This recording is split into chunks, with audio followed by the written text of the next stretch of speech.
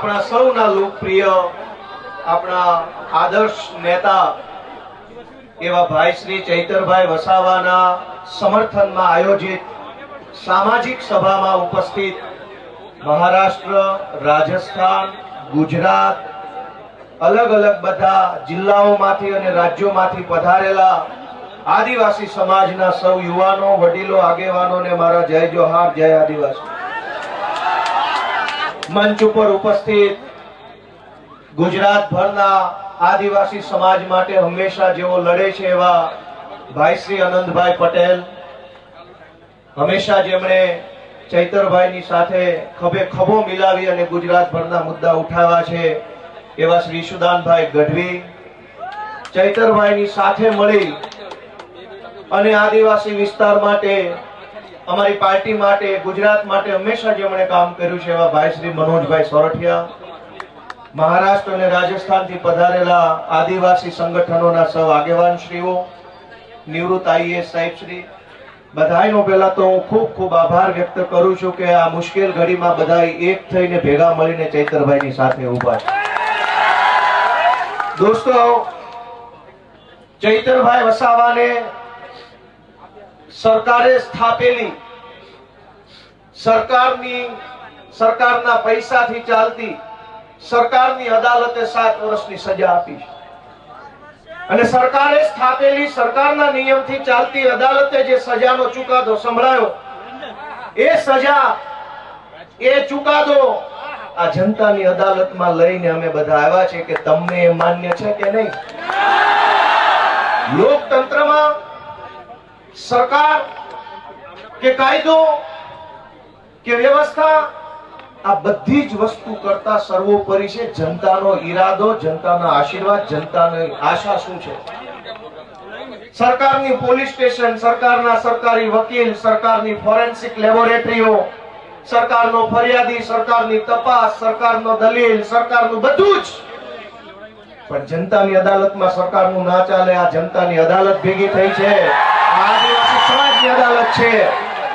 ચૈતરભાઈને સરકારની અદાલતે અને સરકારે ભેગા મળીને જે કાંઈ ન્યાય અન્યાય કર્યો, એનો સાચો ન્યાય આદિવાસી સમાજની અદાલતમાં થવાનો છે અને નિર્ણય આજે અહીંથી આપણે કરીને જવાનું. દોસ્તો, સરકાર એમ કહે છે કે ચૈતર વસાવાને 7 વર્ષની સજા.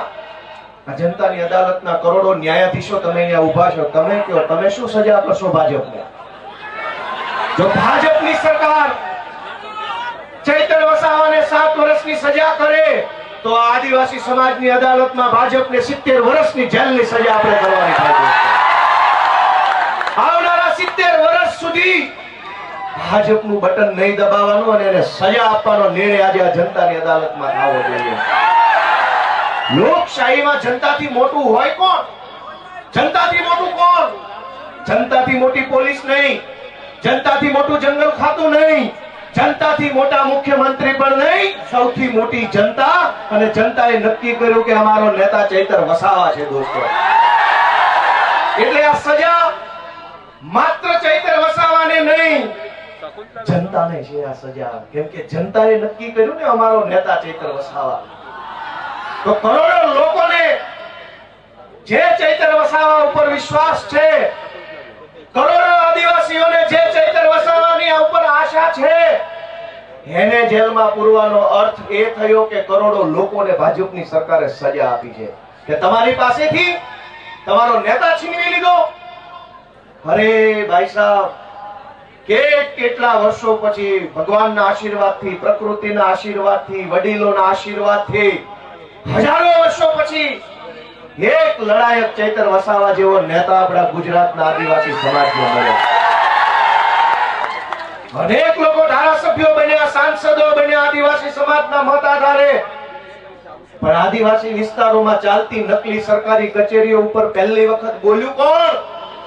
ચૈતર વસાવા બોલ્યા. અનેક લોકો આદિવાસી સમાજના મતના આધારે સાંસદો, મંત્રીઓ બન્યા. પણ આદિવાસીઓની જમીન ઉપર વિવિધ કંપનીઓ લાવી આદિવાસીઓને ખદેડવાનું કામ કરતા હતા, એની વિરુદ્ધમાં પહેલો મજબૂત અવાજ ઉઠાવ્યો કોણે? ચૈતર વસાવાએ.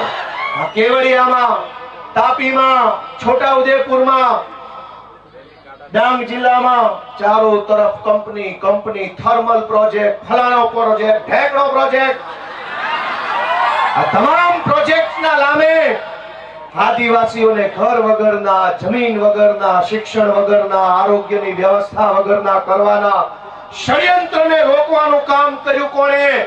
ચૈતર વસાવાએ કર્યું. અને સરકારના પેટમાં તેલ રેડાયું કે આ ચૈતર વસાવા આદિવાસીઓને કાં આટલો બધો જાગૃત કરે છે? કેમ આદિવાસી યુવાનોને જગાડે છે? કેમ સુતેલો આદિવાસી સમાજને જાગૃત કરવાનું કામ કરે છે? ચૈતર વસાવાનો ગુનો એ નથી કે જંગલ વિભાગના કર્મચારી સાથે બોલાચાલી કરી. ગુનો તો એ છે કે જંગલની જમીન તમારી છે અને તમને અપાવવાની છે એવી જાગૃતિ સમાજમાં લઈને આવ્યા. ચૈતર વસાવાએ જો બીજા ભાજપના આદિવાસી નેતાઓની જેમ રૂપિયા બનાવ્યા હોત તો જેલમાં હોત કે ઘરે હોત? એક છે મોટા કદાવર આદિવાસી નેતા, 2000 કરોડનું મનરેગામાં કરી નાખ્યું. જેલમાં છે કે મેલમાં? આદિવાસીઓના મત લઈને, આદિવાસી વિસ્તારોની ગ્રાન્ટો ખાઈને 2000 કરોડ રૂપિયાનું કૂચ મારીને જો બેઠા હોત તો મેલમાં હોત. પણ જેણે આદિવાસીઓને પાય બચાવવાનું કામ કર્યું, આદિવાસી બાળકોના શિક્ષણ માટે લડાઈ લડ્યા, વિસ્થાપિતો માટે બોલ્યા, ગરીબ દીકરીઓ માટે બોલ્યા, તમામ પ્રકારની યોજનાના લાભ અપાવવા માટે બોલ્યા, એ ચૈતરભાઈને જેલમાં પૂર્યા. વિધાનસભામાં આજની તારીખમાં જેની ઉપર ગુજરાતની હાઈકોર્ટે આદેશ કર્યો હોય કે આ ધારાસભ્યો પર બળાત્કારની એફઆઈઆર નોંધો, જેની ઉપર બળાત્કારની એફઆઈઆર છે એ આજે વિધાનસભામાં છે. આજની તારીખમાં ધારાસભ્ય છે, જેલમાં નથી, બળાત્કારના આરોપી. જેની ઉપર મનરેગા કૌભાંડનો 2000 કરોડનો આરોપ છે એ વિધાનસભામાં ધારાસભ્ય થઈને બેઠા છે. જેની ઉપર જમીનો પચાવી પાડવાનો કેસ ચાલે છે 200 કરોડનો, એ અત્યારે ધારાસભ્ય છે. ગુજરાતના તમામ ચોર, લુચ્ચા, લફંગા, લબાડ, તોડબાજ, બળાત્કારી, ભ્રષ્ટાચારી, હલકા ગુંડા કરનારા બધા જ લોકો આલીશાન જિંદગી જીવે છે.